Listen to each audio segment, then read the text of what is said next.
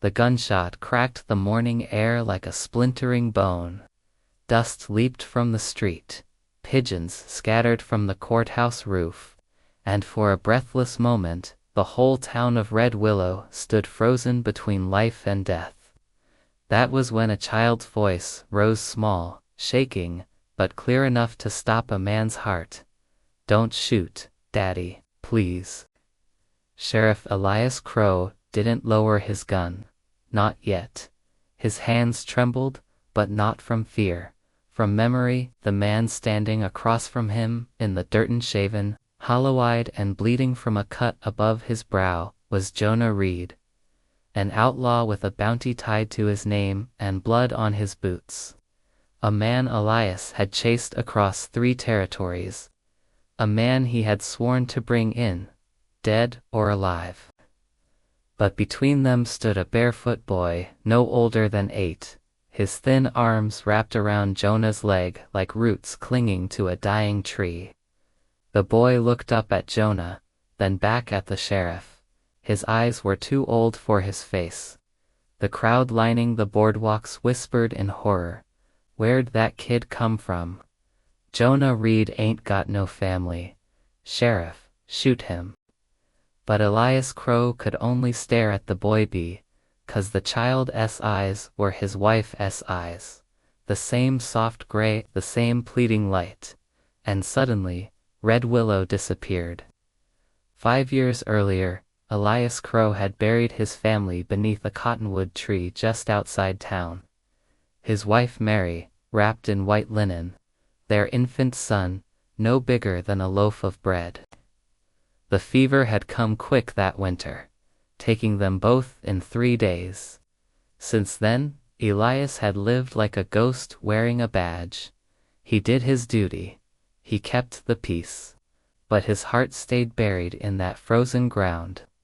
Children avoided him, and he didn't blame them. So when that boy had been found wandering near the river 2 months earlier, half-starved, mute, clutching a scrap of cloth, no one expected the sheriff to take him in. But Elias did. He fed him, gave him boots, let him sleep by the stove. The boy never said where he came from. He only cried at night and whispered one word over and over, "Daddy." Elias never corrected him. Now that same boy stood in the street, clinging to the outlaw Elias had sworn to kill. The sheriff swallowed hard. "Boy," he said gently, lowering his voice, "step away from that man." The child shook his head violently, tears streaking his dirt-smeared cheeks. "He ain't bad," the boy cried. "He saved me." Jonah Reed coughed, blood spotting his sleeve. His voice came rough and low. "Sheriff, I didn't mean for this. He followed me." "That's enough," Elias said, tightening his grip on the revolver. "You put the boy down and turn around slow." Jonah didn't move. Behind Elias, Deputy Marsh hissed, "He's stalling." "Take the shot." Elias raised the gun. The boy's hands clenched tighter. "Please," the child sobbed.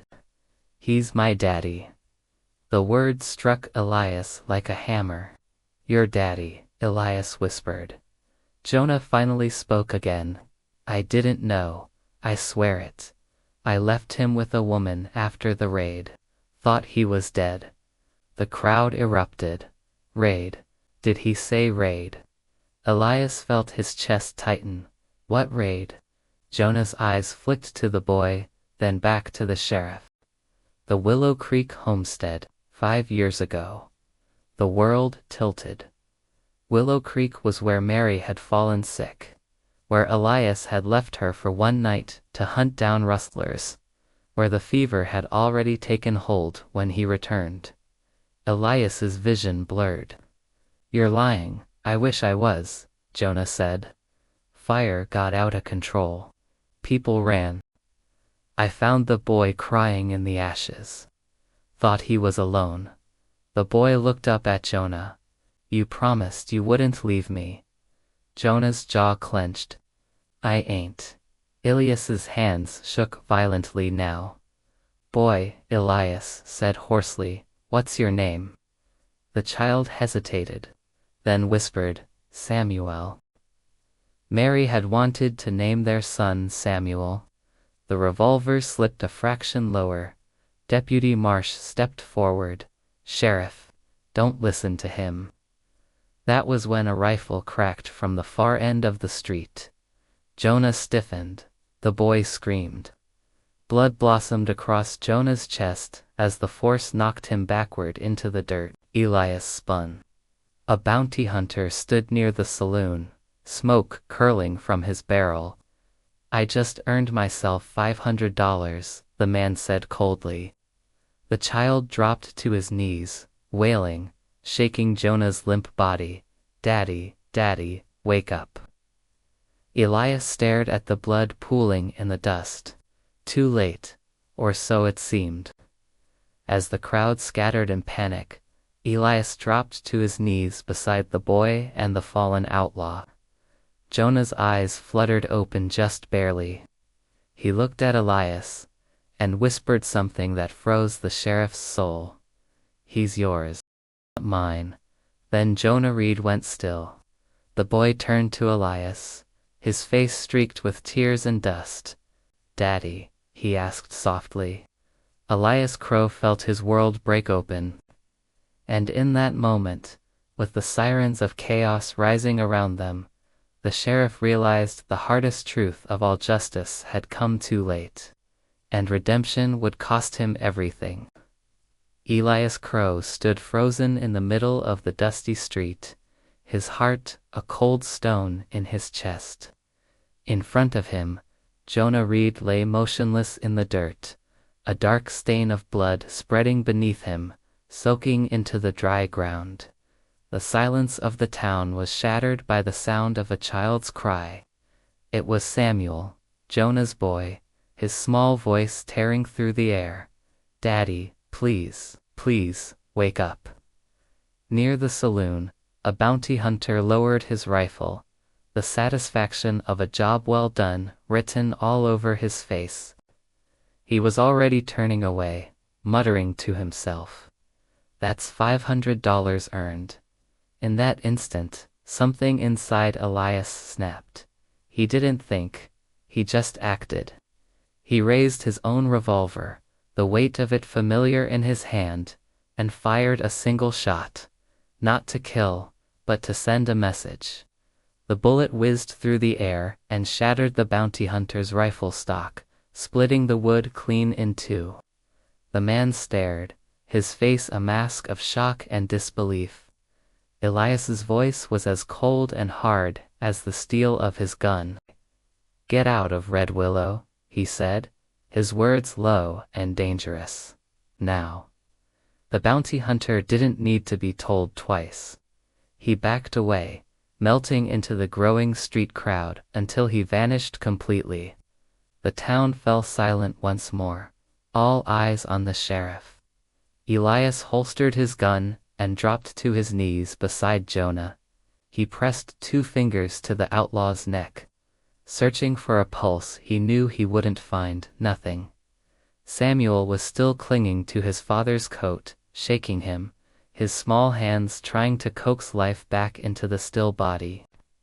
Elias reached out and gently closed Jonah's eyes. "I'm sorry," he whispered, the words feeling utterly useless. Samuel looked up, his young face streaked with dirt and tears. His voice was a broken whisper. He said you'd keep me safe." The words landed like a physical blow, a promise passed from a dead man to a living one. A heavy weight settled on Elias's shoulders. He looked into the boy's desperate eyes and nodded once. "I will." They buried Jonah Reed as the sun bled across the horizon, painting the prairie in shades of orange and purple. There were no prayers said, no marker to commemorate the spot. Just the lonely sound of the prairie wind whistling over a fresh mound of dirt. Samuel stood beside Elias, clutching Jonah's old, worn hat tight against his chest as if it were the last piece of his father he had left. When the last shovelful of dirt was patted down, Elias rested a hand on the boy's small, trembling shoulder. Samuel didn't pull away. For the first time all day, there was a connection, a silent understanding between the lawman and the outlaw's son. That night, the sheriff's house glowed with the warm, faint light of a fire. It was a small beacon of comfort in a world that had suddenly grown dark. Elias wrapped Samuel in a thick wool blanket and placed a warm bowl of stew in his hands. The boy ate in silence, his eyes fixed on the front door, as if he expected it to swing open at any moment and reveal his father, smiling and whole. After a long while, his voice, soft and small, broke the quiet. "Sheriff." "Yes, Samuel," Elias replied, his tone gentle.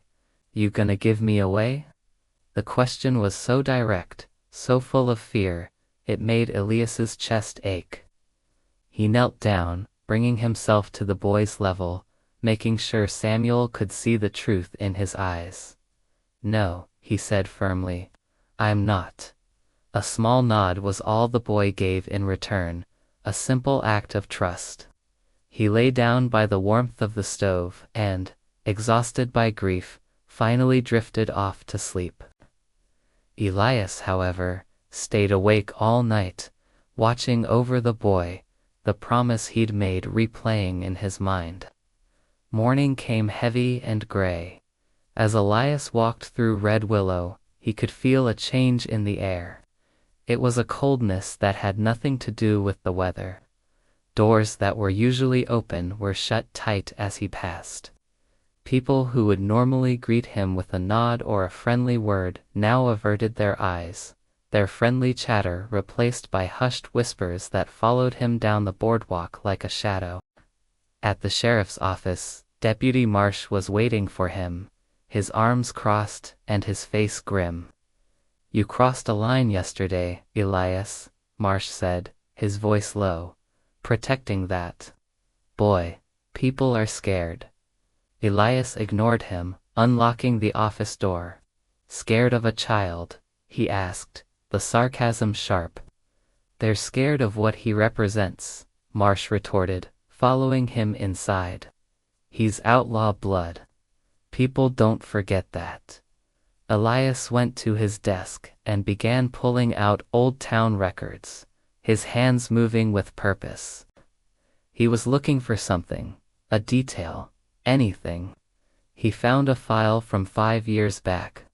A fire at a settlement called Willow Creek. The report listed several unidentified dead, but there was no child listed among the victims. His jaw tightened.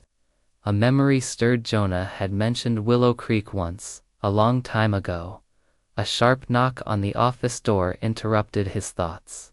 A woman he didn't recognize stepped inside. She was dressed entirely in black, her face pale, and her expression severe. "My name is Abigail Moore," she said, her voice steady. "My sister, she died in the fire at Willow Creek." Elias stiffened, his attention now fully on her. "The boy," she continued, her voice dropping slightly, "he lived. I saw him." An outlaw grabbed him from the flames and rode off.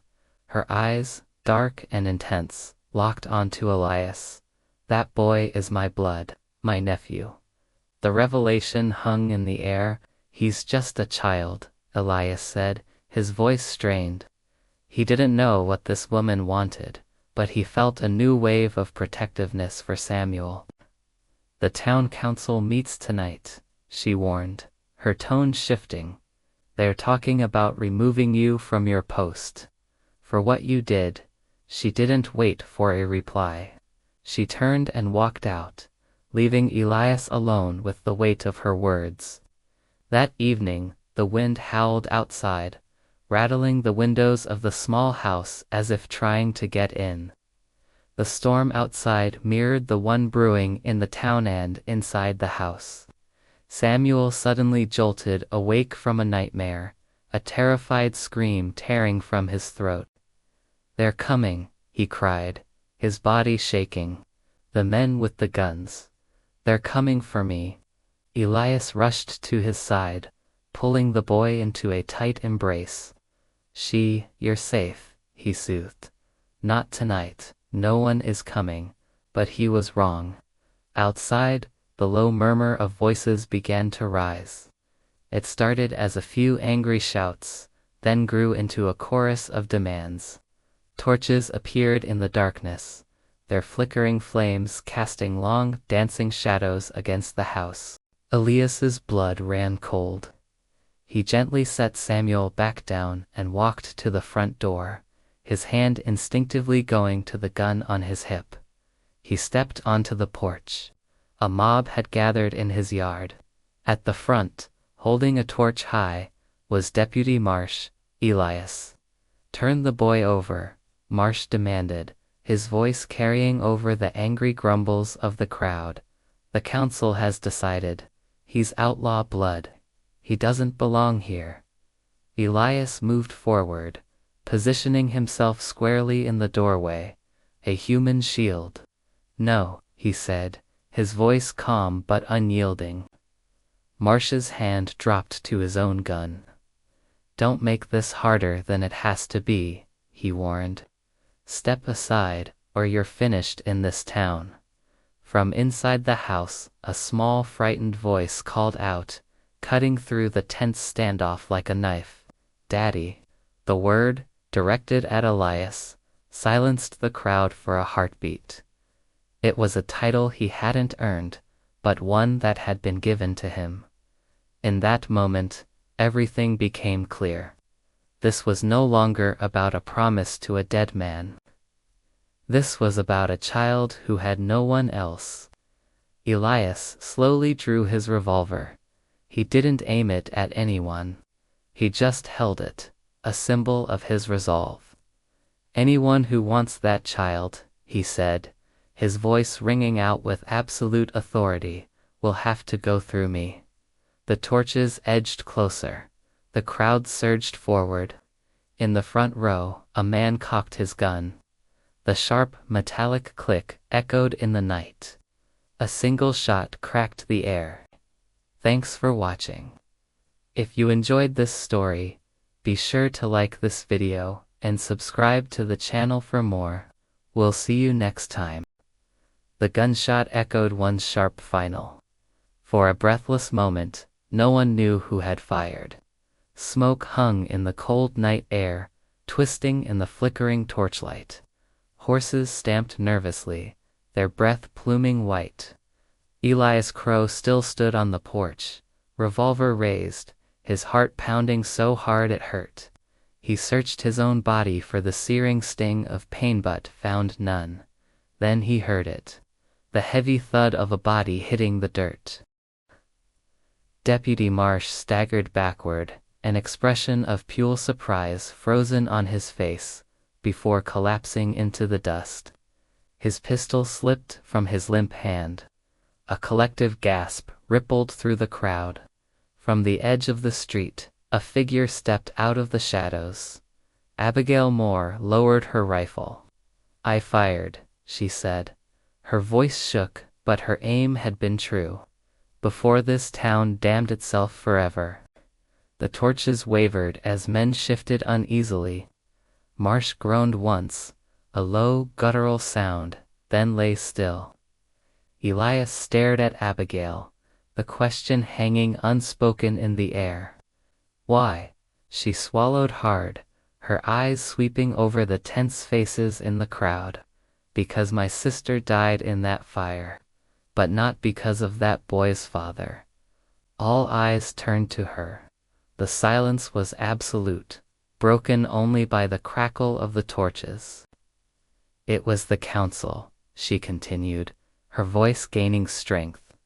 "They stored lamp oil too close to the homes, a whole stockpile of it. They knew it was a risk. When the fire spread, They blamed the outlaw raid to hide their own mistake. Murmurs rippled through the crowd, a low hum of disbelief turning to anger. They let Jonah Reed take the blame, she said, her words cutting through the night. And they let a child grow up hunted for it. Elias felt the truth of it settle into his bones like cold iron. He'd known Jonah Reed hadn't been a saint, but he hadn't been the devil they'd made him out to be, either. A man, one of the council members, stepped forward from the crowd, his face a mask of indignation. "That ain't true." Abigail met his gaze without flinching. "Then, why did you pay Deputy Marsh to bring the boy in alive? Why not just let the bounty hunter handle it?" Silence was his only answer. It was a confession in itself. One by one, the torches lowered. Shame has a sound when it spreads across a crowd. It sounds like boots scraping backward on dirt, like men avoiding each other's eyes. Elias exhaled slowly, a breath he felt like he'd been holding for years. The night felt less heavy, the air cleaner. He turned back toward the house. Samuel stood just inside the doorway, clutching the old outlaw's hat, his eyes wide and frightened. Elias's heart ached for him. He walked back onto the porch and knelt in front of the boy. "It's over," Elias said softly. "No one's taking you." Samuel searched his face, his expression a fragile mix of hope and fear. "You promise?" Elias placed a hand over his heart. "As long as I'm breathing." In that instant, something broke in the boy's guarded expression. Samuel stepped forward and wrapped his small arms around Elias's neck, burying his face in his shoulder. The unspoken word, "Daddy," filled the space between them, more powerful than if it had been shouted. The town council disbanded the next morning. Truth has a way of doing that, of dismantling lies built over years. Deputy Marsh was buried without honors, his grave a quiet testament to his greed. The bounty hunter was never seen in Red Willow again. The town grew quieter but cleaner, somehow. Weeks passed. Elias walked into the sheriff's office for the last time. He unpinned the silver star from his chest, the weight of it feeling foreign in his hand. He placed it inside a drawer and closed it gently, like laying an old, weary life to rest. On the edge of town, beneath the same sprawling cottonwood tree where Mary once rested, Elias knelt in the soft grass. Samuel was beside him, quiet and solemn. "This was your mama," Elias said, his voice thick with emotion. He'd told the boy about her, about the fever that took her too soon. She was kind, braver than me. Samuel reached out and placed a small, bright wildflower on the simple grave marker. He looked up at Elias. "She'd like you," the boy said with the simple certainty of a child. Elias felt a smile break through his tears. "I think so too." That winter, Elias rebuilt the old Willow Creek homestead, the one Mary had dreamed of. New walls, a new roof, but the same land beneath their feet. Some things, he was learning, deserve a second chance. At night, Samuel would sit by the fire while Elias carved small figures from wood or mended tack. Sometimes, Samuel would ask about his father, Jonah Reed. Elias never lied. He told him the good and the bad. "He wasn't a perfect man," Elias would say, turning a piece of wood over in his hands. "But he loved you the only way he knew how." Samuel would nod, holding the worn outlaw hat carefully in his lap. Like a memory that still mattered, a piece of the man he'd never know. Spring came soft and green to the valley. One evening, as the sun bled gold and orange across the plains, Samuel rode beside Elias, for the first time, on a pony of his own. His small hands gripped the saddle horn, and his laughter was carried on the warm wind. "You scared?" Elias asked, a smile playing on his lips. Samuel shook his head, his eyes shining with pure joy. "Not with you." Elias felt something mend inside him, then a deep, jagged crack he hadn't even known was still broken. They stopped on a hill overlooking the valley, the world bathed in the last light of day. Elias tipped his hat, a gesture he always made now, a quiet acknowledgement to the land, to Mary, to the life he was building. He wasn't a sheriff anymore. He was a father. "Samuel," he said, his voice gentle. "You know you dainty have to call me that if you dainty want to." The boy considered this carefully, looking from Elias to the wide-open country around them. Then he smiled, a genuine, unguarded smile that lit up his whole face. "I want to."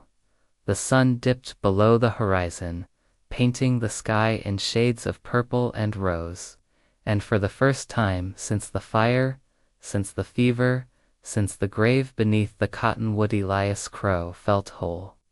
Some men are remembered for the law they enforced, others for the guns they carried. But in Red Willow, for years to come, people would tell a quieter story.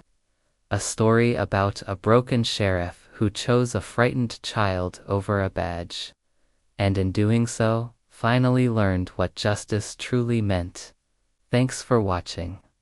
If you enjoyed this story, be sure to like and subscribe for more. And no one, ever again, tried to take a child in the name of justice. Over at Willow Creek, Elias Crow grew older. His hair silvered early, and his shoulders bent from years of work and weather. But his eyes softened in a way no sheriff's badge ever could. He wasn't a lawman anymore. He was just a man.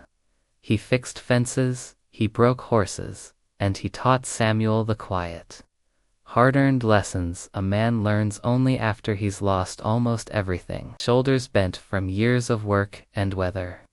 But his eyes softened in a way no sheriff's badge ever could. He wasn't a lawman anymore. He was just a man. He fixed fences, he broke horses, and he taught Samuel the quiet, hard-earned lessons a man learns only after he's lost almost everything. How to listen before you speak, how to forgive without forgetting, and how to stand your ground without ever raising a gun. Samuel grew fast, like a weed after a good rain. By the time he was 12, he rode like he'd been born in the saddle. By 15, he could track a deer through the rockiest ground and read an oncoming storm just by the smell of the air. But more than anything, he grew kind. Almost too kind, some of the old-timers would mutter, for the West. Elias always just smiled whenever he heard that. "This land doesn't need more hard men," he'd say, his voice low and steady. "It needs better ones." Sometimes, on those long, quiet evenings, sitting by the fire, Samuel would ask about the past. Time had stripped the arrogance right off him, like bark from a dead tree. All that remained was a hollow-eyed regret. "I came to say I'm sorry," the man said, his voice quiet, almost lost in the wind. "I didn't know the truth back then. I was wrong." Elias studied him for a long, silent moment. The wind whistled through the cottonwoods. Then, he just nodded once. Time had stripped the arrogance right off him, like bark from a dead tree. All that remained was a hollow-eyed regret. "I came to say I'm sorry," the man said, his voice quiet, almost lost in the wind. "I didn't know the truth back then. I was wrong." Elias studied him for a long, silent moment. The wind whistled through the cottonwoods. Then, he just nodded once, like bark from a dead tree. All that remained was a hollow-eyed regret. I came to say I'm sorry, the man said, his voice quiet, almost lost in the wind. I didn't know the truth back then. I was wrong. Elias studied him for a long, silent moment. The wind whistled through the cottonwoods. Then, he just nodded once. The best thing you can do, Elias said, is leave here lighter than you came. The man tipped his hat, a gesture of respect he hadn't earned years ago, turned his horse, and rode away. Samuel watched him disappear over the ridge until he was just a speck. Did you forgive him? Samuel asked, his young voice full of genuine curiosity. Elias took a deep breath, the cool air filling his lungs. They buried Elias right there, beneath that same tree, next to Mary. And the whole town came, not because they had to, but because they wanted to. The same men who had once carried torches and pitchforks now stood bareheaded, their faces etched with a quiet sorrow. The women who had once whispered in fear now wept openly. They buried Elias right there, beneath that same tree, next to Mary. And the whole town came, not because they had to, but because they wanted to. The same men who had once carried torches and pitchforks now stood bareheaded, their faces etched with a quiet sorrow. The women who had once whispered in fear now wept openly. The children gathered close, listening, understanding that this was the end of an era. Close, listening, understanding that this was the end of an era. Samuel only spoke a few words, but they were the right ones. He taught me that being a father isn't about blood, he said, his voice clear and strong. It's about staying when leaving would be easier, and that was enough. It was more than enough. For years after, travelers passing through Red Willow would sometimes notice something unusual about the town. There were no wanted posters nailed to the walls. There was no fear in the children's eyes as they played in the dusty street. There were no hushed stories of a ruthless sheriff who ruled with an iron fist. Instead, they heard stories about a quiet rancher at Willow Creek. A man who took in and helped raise orphaned kids whenever storms or sickness took their parents. They heard about a man who never drew his gun first, but who also never stepped aside when it truly mattered. They heard of Samuel Crow. On the porch of that old homestead, a simple wooden plaque hung, weathered by sun and rain. Carved into it were the words Elias had lived by in his final years. Justice is not the hand that pulls, the trigger is the heart that chooses mercy. Samuel would often sit there in the evenings, watching the sun fall across the endless plains, with Jonah Reed's old worn-out hat resting on the chair beside him. It wasn't a symbol of pain anymore. It was a symbol of truth. Because the West, for all its blood and dust and legends, wasn't just shaped by the men who shot first. It was shaped by those who learned to lower the gun, even when it felt like it was already too late. And in that one simple, impossible choice, a broken sheriff became a father, an orphan found a home, and an entire town finally learned what justice was really meant to be. Thanks for watching. If this story moved you, please consider liking the video and subscribing for more tales from the heart of the Old West. We'll see you next time.